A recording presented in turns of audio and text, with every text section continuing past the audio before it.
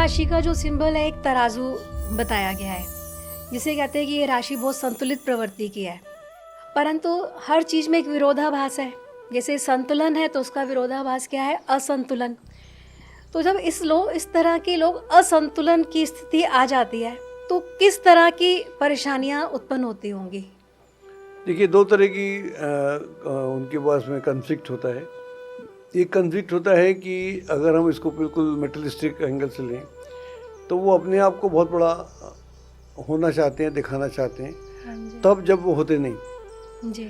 और जब मैंने बोला बड़े हो जाते हैं फिर बताना चाहते नहीं कि मैं बड़ा हूँ।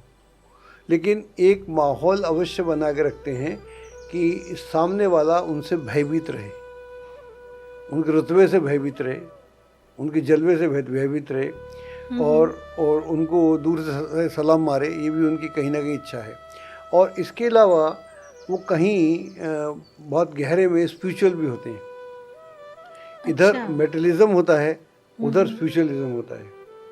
इधर भौतिकवाद की तरफ पूरे तरह। हम तो ये कहते हैं कि तुला राशि है, शुक्र स्वामी है, तो इसकी मूल त्रिकोण राशि भी है, तो ये भौतिकता, ऐशो आराम की राशि है। उधर आपने एक और बताया कि आध्यात्मिकता भी है। देखिए, ऐशो आराम की राशि निस्संदेह है, सुख समृद्धि की राशि निस्संदेह है। लेकिन जब आपके पास सुख समृद्धि है, जब आपके पास सब कुछ है, तभी तो आपको एहसास होता है कि मेरे से बेहतर कौन हो सकता है, मुझसे बड़ा कौन हो सकता है। वहाँ से अध्यात्म शुरू होता है।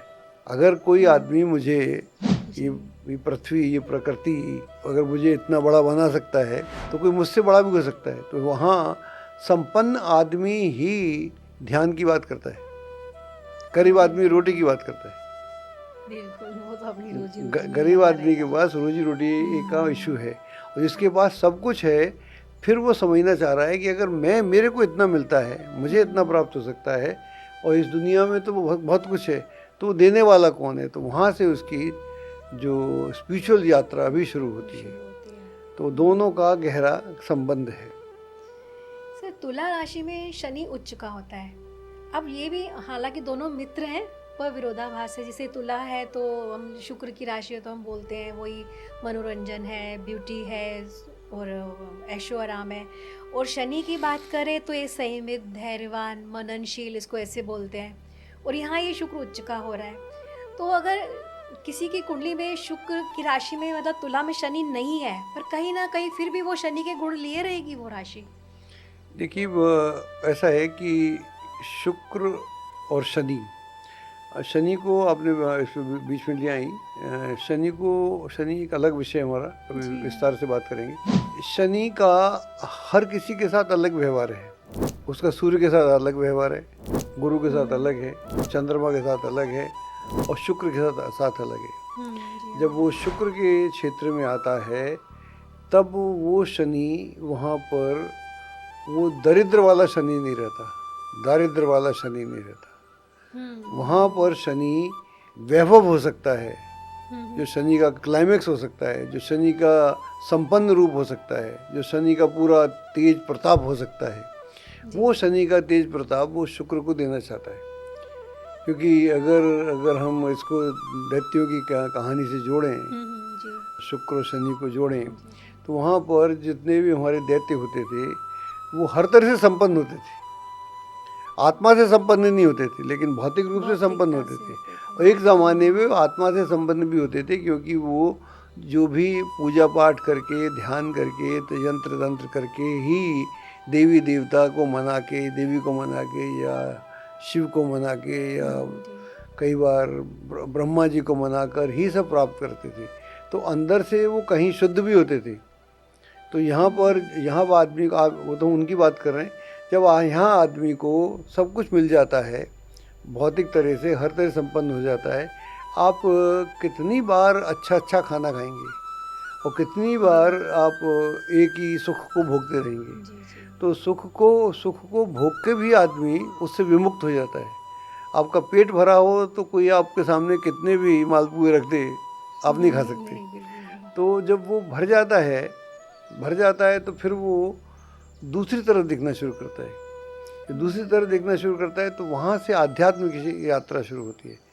धार्मिक होगा तो बहुत दूर तक नहीं चल पाएगा, धार्मिक होगा तो दिखावा आ जाएगा। अगर वो आध्यात्मिक होगा तब फिर वो मुक्ति की ओर जाएगा। जैसे एक कहानी भी है कि जब दैत्य लोग बड़े कमज़ोर हो गए तो उन्होंने शुक्राचार्य से प्रार्थना की, उनके गुरु से, कि आप हमारी कुछ मदद करें। तो शुक्राचार्य ने बहुत शिव की प्रार्थना की, उनसे इस दुनिया की सारी संपत्ति, धन संपत्ति प्राप्त की और संजीवनी भी प्राप्त की। और सब प्राप्त करने के बाद वो जो हारे हुए थे, मृत्य थे, बीमार थे दैत्य, उन सबको जिंदा किया और धन संपदा जितनी थी सारी उन्होंने प्राप्त की। और वो सारी धन संपदा उन्होंने अपने शिष्यों में, हालांकि वो राक्षस थे, उनमें बांट दी। तो इसका मतलब क्या हुआ, शुक्र का कैरेक्टर ये हुआ कि शुक्र लिप्त नहीं होता, प्राप्त करने तक लिप्त होता है। जब तक उसे प्राप्त ना हो उसके लिए वो कुछ भी करेगा, गलत काम भी करेगा, रॉन्ग नहीं भी करेगा। कई सारे लोग हैं इस दुनिया में जो धन पता नहीं किस किस तरह से कमाते हैं, बाद में मालूम पड़ेगा दान करना दान भी करते हैं। सर कितनी खूबसूरत बात बताई आपने कि शुक्र लिप्त नहीं होता है, खाली प्राप्त करने की कोशिश प्राप्त करता है। तो फिर उसे लगता है कि मैंने जो प्राप्त किया है मैं गलत तरह से प्राप्त किया है, तो मुझे कुछ पुण्य अर्जित करना चाहिए। तो पुण्य अर्जित करने के लिए फिर वो थोड़ा सा धार्मिक हो जाता है। ऐसे बहुत सारे लोग धार्मिक होते हैं, अंदर से धार्मिक नहीं होते, लेकिन ऐसे फिर धर्म में करते करते फिर उनमें बदलाव आना शुरू आ जाता है कि अब मैं कहाँ फंस गया। तो शुक्र का जो तुला राशि है वो आपको एक स्थिति में ना कुछ से सब कुछ करने के लिए प्रेरित करती है। ज़ीरो से हीरो की यात्रा की बात करती है। जब आप हीरो हो जाएं फिर आपको लगता है कि अब तो मैं हीरो हूँ, अब मुझे दूसरे क्षेत्र में भी हीरो होना चाहिए, तो फिर वो आध्यात्म की तरफ होता है।